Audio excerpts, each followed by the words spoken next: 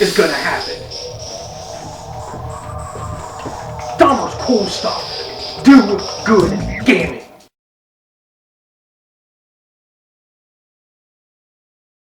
What is up, guys? This is Dahmer Cool Stuff, and something awesome is going to happen today. I get to meet the guys that were partially responsible for inspiring me to start the channel. You'll know my big three main inspirations on me getting my YouTube channel started was Film Riot, the Spoonie Experiment, and the Game Chasers. Today, we meet the Game Chasers.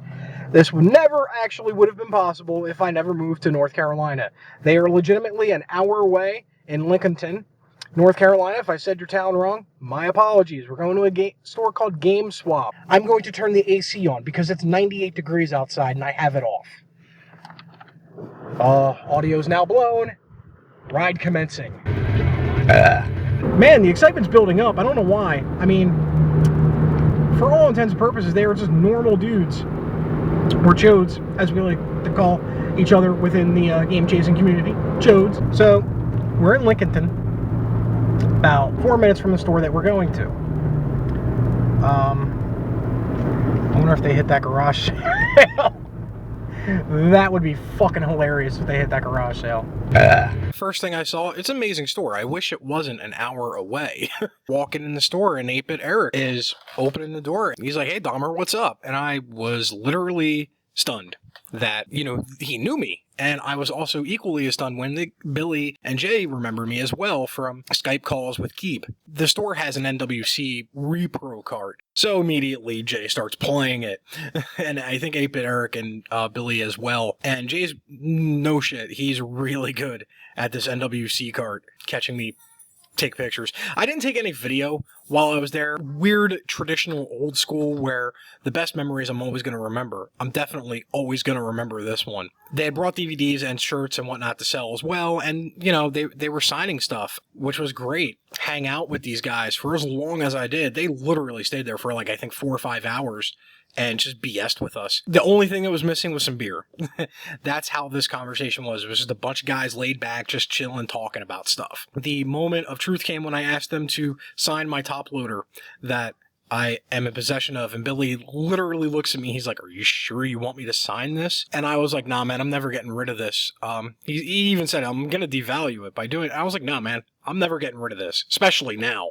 And then the awkward moment came when I asked 8-Bit Eric if he could sign it. And I was just like, "This is awkward to ask. Do you mind signing my top loader?" And they were great guys, and he definitely got the joke and whatnot. And he literally signed it, 8-Bit Eric slipping, which was great. Taking photos and whatnot. Immediately, the goofiness starts. I look like I'm taking a dump. I'm trying to make sure I'm in frame. At the end of it, this place is amazing because it has arcades. Like that Super Nintendo Fun Center was cool. They have kiosks, all old school. The Play Choice 10 they have.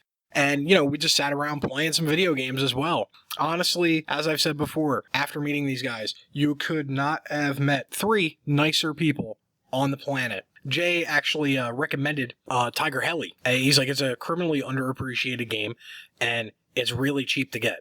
So I wind up buying Tiger Heli on his recommendation. Now we're going to transition to the second part of the video, awkwardly, I might add, to me cleaning up this cart and showing you how I do what I do to get older games to work. Sega does what Nintendo don't.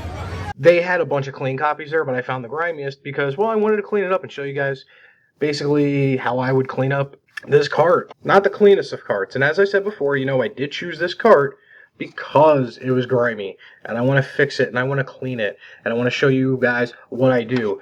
And I want to see if I can do it without using magic erasers, because I know they're great, but they do take off. It is a low-grade sandpaper, so if you're using it, it'll work. Just be careful. There are other options now out there. Ignore what I've previously said in other videos. So, we're going to start with lemon-scented disinfectant wipes. I know, grimy, but I use them a lot.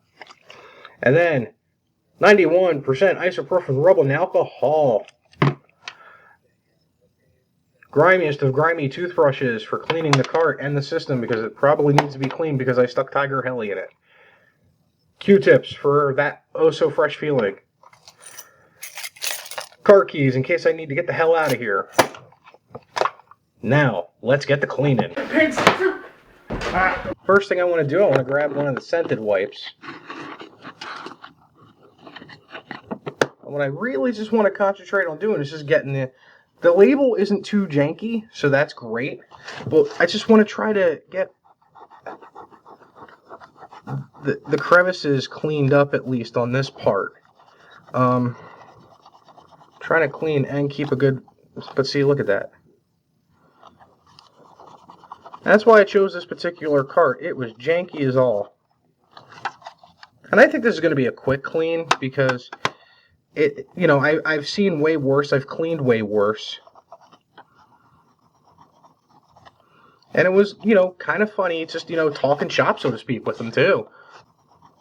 Most of the time, you know, we were talking about, you know, what to do with dirty carts and whatnot, and systems that might need to be cleaned. I'm just gonna, oh yeah, look at that.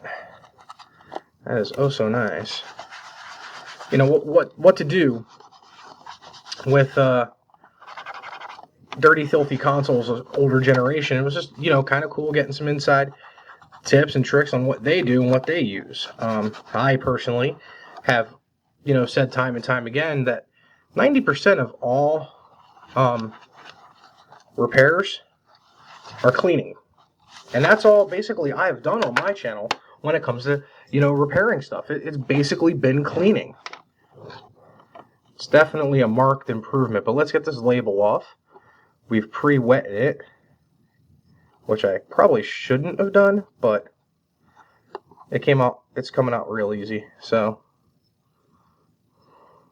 GameStop was a great store. I wish it wasn't an hour away from where I live. I would definitely go there, way more than I intend on doing. I did like the town of Linconton, as I violently shake my camera. Nice town, especially Main Street. If you live in Lincolnton, you have a nice town. We're going to get the pins. And that's where the rubbing alcohol comes in. No, don't drink this. Ooh, wow. That is. Woohoo! But a lot of their inventory was nice. It was clean. Even impressed me as a retail store for kind of winning the litmus test, so to speak. And if we don't know what my litmus test is, basically, you know, when I go into any type of establishment in a flea market or, you know, a retail store, I look at copy of Mario Duck Hunt. And if I see it priced $5 or under, it's a good store. If it's over $5, they're just being an asshole. And now this is what it looks like.